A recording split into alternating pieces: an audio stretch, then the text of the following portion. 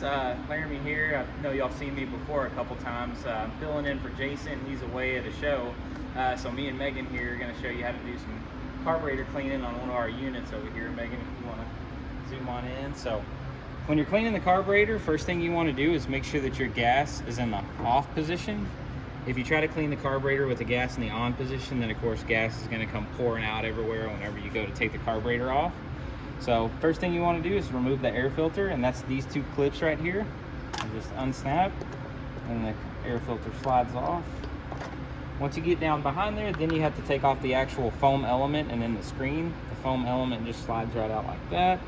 And then these 4 screws are holding this air box on there. So to do that, you'll take an 8mm, I think it's easiest with an 8mm ratchet, or you can take a Phillips head screwdriver to get in here, but we'll just come in here and oh yeah, it's nice that you could fit it in there. Yeah, it's easier with these smaller tools. Even though it's a tight space, you could still work around everything. That's good. Or if you have a really long screwdriver to come in from this side, okay, it's a lot easier. Just break them all loose.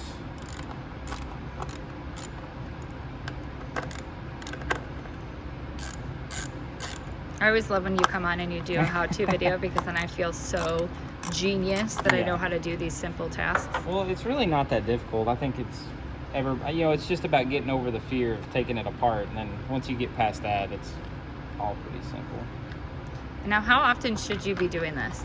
You shouldn't. If you treat your gasoline with fuel stabilizer and you store it and or drain it, run it all the way dry whenever you get done using it, you shouldn't ever have to clean the carburetor. But every now and then it's something that needs to be done in case like you do get bad gas in it, or if it sits too long, or you forget to put fuel stabilizer in, or okay. Sometimes the gas from the gas pumps can even have a little trash in it that'll cause the carburetor jet to get clogged up. So just to keep everything clean and running smooth, it's great to do it. Yeah, just every so often. I would say every maybe 100 hours, just the same. When you're doing your regular services that we recommend on our owner's manual, just since you're already in here, you might as well just go ahead and do it. Okay. Knock the rest of it out. Well, now we have this handy video that will walk people right through on how to do it if they don't already know how to do it. And then another one that's kind of difficult to get to is there's actually a 10mm on the back of here. If you want to bring it around, you can kind of see it on the bottom. Oh, I see. Kind of down right here. Yeah. And that one's kind of hard to get to, but again, it's easy if you have one of these little small ratchets or even the wrench that we provide. You can get back there relatively easily. Okay. Just try to avoid what some people will do is they'll actually take this off once you get the screen off, and you can take these 2 bolts out and then they'll bend it down, but you don't want to do that because this is actually connected to one of the motor mounts. Okay. So get that screw in the back off first, make sure you and take then it off first before you get the other ones out. Got it. Once you get all the way down to here, then you want to pull these hoses out just to make it a little bit easier for space-wise. Yeah. So those are back. Yep, they're just back here. This is just a breather tube hose that goes over to the head. Okay. Just take that off. And then again, sometimes these 10mm here, just because of the angle, they can be kind of difficult. So like this one's easy. Oh, but the one behind it might be and then this one is, but again, I'm using these small tools. This is just a 10mm socket and then just a 1/4" drive ratchet. Okay. If you don't have one of those, you might have one of these that's a 3/8, like a little swivel, and if you put it on there, it'll actually allow you to move this around a little bit so you can get in there to these little tight spaces a little bit easier.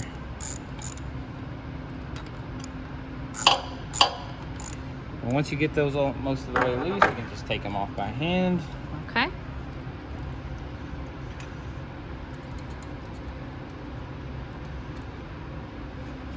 And then after that, then you should be able to just grab it on the top and the bottom, and then it should slide right off. And then this hose you can leave connected. You can just put this kind of down at the bottom here. You don't actually have to take it off in order to remove the carburetor. Okay. So then once you get here, then you'll want to take this carburetor and then it slides right off. Okay. Just be extremely careful when you're taking this off because it is still connected here. Like with these, you'll have to take these off, but they're easier to remove once you get it all the way. Okay, I see what you mean. All the way off these posts. And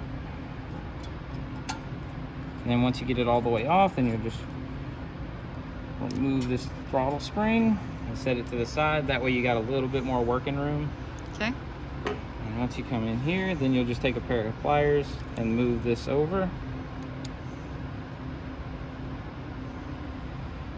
And again, this is going to be around gasoline.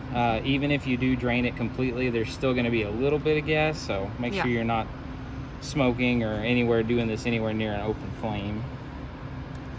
We're all about safety, so that's good. Oh yeah, there is some in there. Yeah. Sometimes these can be a pain to get off. Just kind of have to work them a little bit. Well, what's good is that people are seeing that, it's not. You want to be really careful when you're moving these. Just try to do it a little bit at a time and see, there you go, it'll move right off. But if you do break it, whatever, or if you get tired of fooling with it and you want to just yank it off, not a big deal. Just call our tech support team and we'll send you a replacement one. Okay.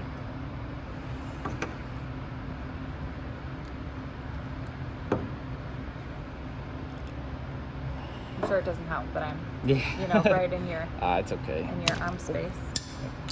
See, just like I had some gas in it. Sometimes those can really be on there. Okay.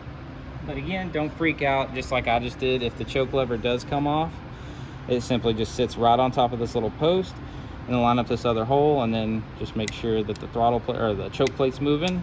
Okay. But it is supposed to come off, so. And then what you want to do after that, there's still gas in it, is flip this upside down and then take a 10 millimeter. I'm gonna move this over here. Yeah. There we go.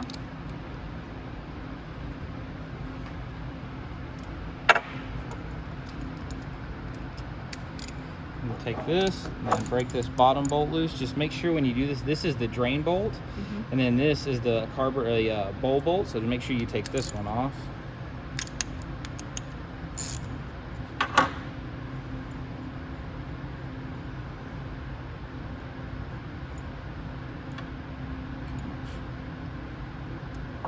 And then once you get this all the way off, you'll see the float, and then you can see the jet all the way down inside of there, and that's what we're looking for, is that jet.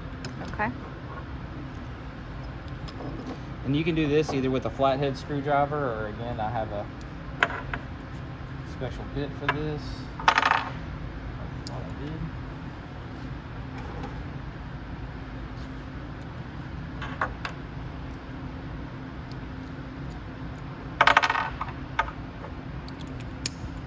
And you'll just line this up. It's just a flathead bit, so just a flathead screwdriver, or and then just be really careful doing this though, because this is brass inside of here. Yep. And it is very easy to strip it, so just be really gentle with it. But again, if you do break it, not a big deal. Just call our tech support team and we'll be happy to send you another one. Okay. It's good to know. I'm not always gentle when I'm working on projects like this, especially things I'm not used to. Well, and especially this can be kind of difficult, especially if you've never done it before, because a lot of people aren't used to working with, having gas on their hands, and it does get slippery and sure. So, and keep working it till it comes out.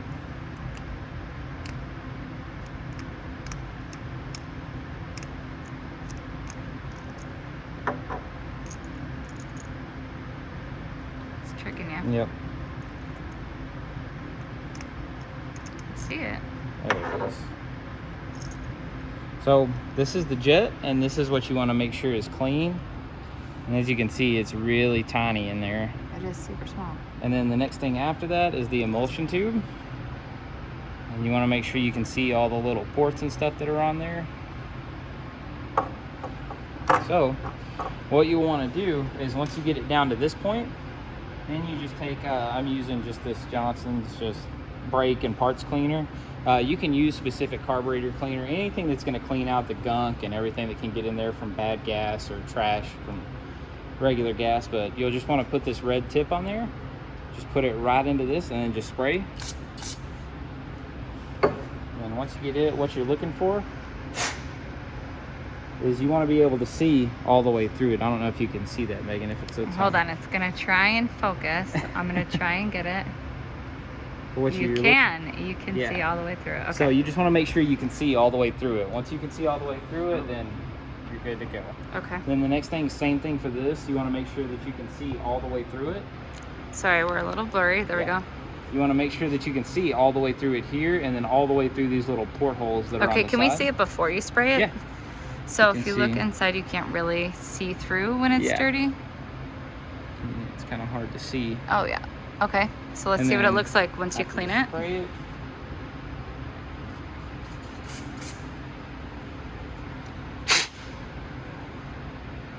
And then that, can you see it now how clear it is? Oh yeah, there you go. So that's what you're looking for. Okay. And then same thing, it might be these holes are even tinier on the side here. So you want to make sure both that main hole as well as the small holes on the side are cleaned so the out. small holes are actually where the gas, that's the other port where the gas comes through. So you want to make sure that these little holes on the side here are clear as well. Awesome. And Okay. again, same thing, just put it up to the daylight, and then if you can see daylight through it, then you're all good. Perfect. So then when you go to put it back together, main thing to remember is that the small end goes in first. So you just take it, small end, just drop it down in there. Okay. And then once you get this, just remember that you have to have the flat part out exposed to be able to tighten it. Let me show that flat part that's exposed. Okay. This little divot in there where you can fit the flathead screwdriver in. Okay. Yep. So then just drop it down in there. It's kind of hard work with small spaces today, For but sure. And then just get it down here. Now when you're tightening this, again, be super careful because it is brass and it will strip. okay. So just the best way to do it is to do it just like I'm doing here. Once you feel it seat, then just by hand, just about maybe a little bit of a quarter of a turn, and then you're good. You don't have to worry about tightening it or a torque spec or anything like that. One thing probably be important to go over is about the float while we're here anyway, just in case it does fall apart. So when you're tipping it around, moving it and everything, there is a chance that this little pin right here could come out of the float. What pin? Here, you have to aim it this way a little. There you go. So see this little pin that's moving back and forth? Okay. That's what holds the float in place. So if, say, you just run into an accident and this pin does fall out. Does that fall off? Yeah, then this whole thing right here will just completely come apart. And that's a super small pin. So. So now is that like held in there, or is it just kind of free moving? Yeah, so this is free moving. The way that it works is whenever this little... This is the pin. Yeah, that little pin that holds it in. Super small. Okay. And then this little guy that rides on there, this whole plastic piece is called the float. Okay. That's called the float needle. Okay. And the way this works is this little piece right here comes out, and as gasoline fills up, you can see how it goes up. See how it goes up and down? So whenever the gasoline flows through here, the float is down whenever it's empty. As the gasoline fills it up, the float is going to float on top of the gasoline and bring it up. And then see how it pushes it down inside of there? Yep. Then it closes that hole so it doesn't allow any more gas to get through. Got it. Okay. So just in case that you ever do, accidentally they fall apart, the float needle goes on the float right there, goes into this hole, and then you just line up the two holes on the side, and then this pin goes through to hold it all in place. Got it. Okay. And that's it. And once you get back here, another thing you want to make sure of is that your O-ring is in good shape. So the O-ring sits right down inside this little channel right here around the edge. So just take it, and it should sit right in there just like that. Okay. If it doesn't, if it's disformed or torn Stretched, or anything, again, just call the tech support team and we can take care of you and get you a new one sent. For sure. Then same thing back with the assembly, just this goes right into here.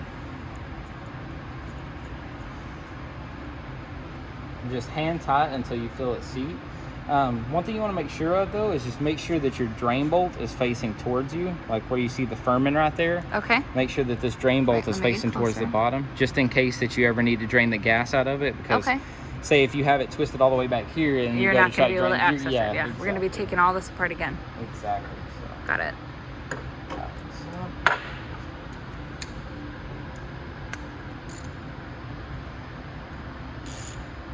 And then again, same thing. Once you feel it seat, just maybe a quarter of a turn past that. That's all you need. Okay. And then, like I was saying earlier, just make sure that your choke lever is still on. And then make sure that it's moving back and forth. So all good there. And then whenever you go to put these pins back on, you may have to slide them on a little bit. This part can be kind of tricky. But once you get them on there, then you can just, like, I don't know if you can get in here to see that well enough. Yep, I can see it. But you just hold that pin into place and it'll drop right in. Did you see how I can pick it up with my finger? So you just work it on there. Once you get about maybe is about maybe an inch or so out. Okay. Then it should just drop right into place. And then your throttle spring, just take that, and remember it always goes in the holes closest to you. Right next to it, yeah. Yeah, so there's a little hole. So the one closest to you, right there. So now we can see that they're both in, okay. Yep. And then all you do after that is just slide it all the way back into place. And then once you get that, take your gas hose and just slide it back over. And now that needs to be like butted up against the wall of that, so all the way. Yeah, and we're gonna put, even if you don't get it all the way back on, whenever you go to tighten these nuts that hold the air box on, it'll sink it up on there, so you don't have to worry about it too much. That's good. So once you get that work back on, same thing, take your pliers. Work that little guy back down. Yeah, and again, sometimes this part can be kind of tricky, so just be patient with it, and it should slide right over. And again, that was good. Yeah, if you don't, then for sure just reach out to our tech team and we can send you a new one. Okay. And then from here, then your air box will go back on. Oh, and one more thing while I'm here. This one looks like the gasket actually got stuck to the back of it, which is okay. This one's not in very bad shape, but typically anytime you do a carburetor cleaning, you want to swap these out. Okay. If they look like they're in good shape, not a huge deal, but it's recommended that you do replace them.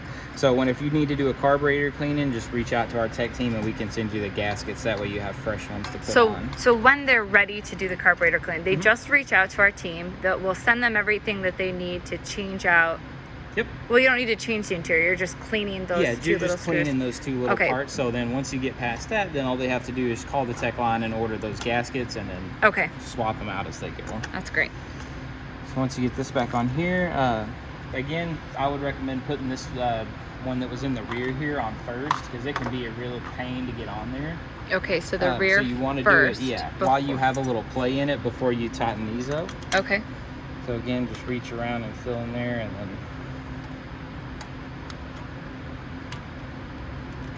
Again, you make it look so easy. I feel like I could just go do this now, and I'm not so nervous. And it's really not hard. It's just getting over that fear of just actually doing it for the first time. And then once you do it once, then it's easy after that. So I'm gonna test myself. I'm gonna go home and I'm gonna grab one. I'm gonna record myself and make sure that I do everything step by step correctly. Yeah. And then just come back here and then make sure this is all tightened.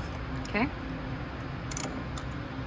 So the bolt in the back first, and then do the ones in the inside at the bottom. Yeah, because if you do these first, it makes it a lot harder to line up the hole with the threads on the bolts. And take these.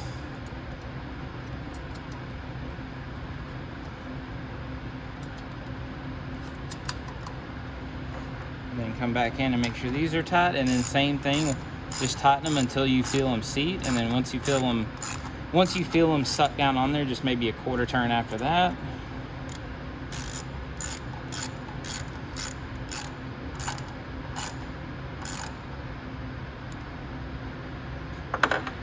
Then once you have this all back on and in place, then comes the screen. And then easy way to remember how this goes on is always remember this little porthole right here always covers up the intake hole on the carburetor. So it should fit in there. Just like that. Just like that. Okay.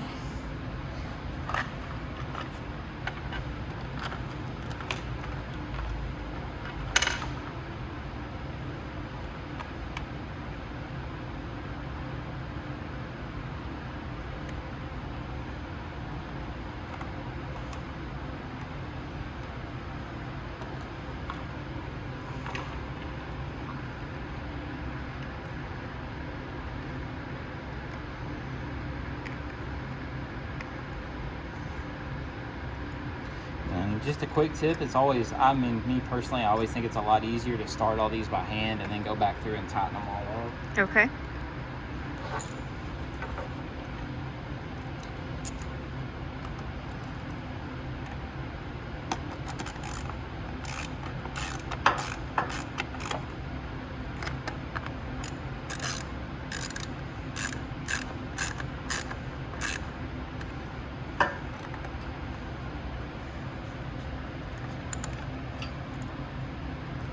Get that one started all the way.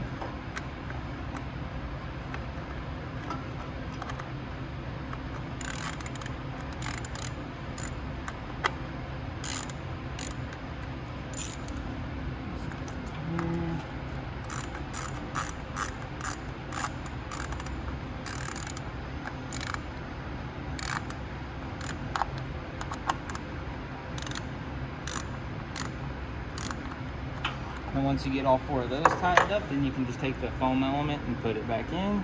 Okay. And then you can take this, and then one thing that everybody always gets mixed up on here about these putting them back on is they think it goes this way, since you know you read Firman here, Down and up, okay. and they stick it right here, but that's actually the wrong way. Just remember, you want to line this up with this little intake duct that goes right here. Okay. So just remember that this little hole is always on the bottom right.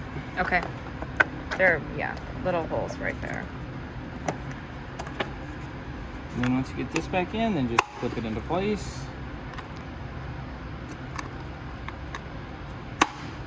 And then one more thing to always remember is to put this breather tube back on. It goes out here. It's right here. It just goes into this little top hole. Okay. Sometimes they're a pain. It's back in there. Okay. And then the other thing is, whenever you do go to start, you know, when you go to run it again after you clean the carburetor, always remember to turn your gas back on. Yep.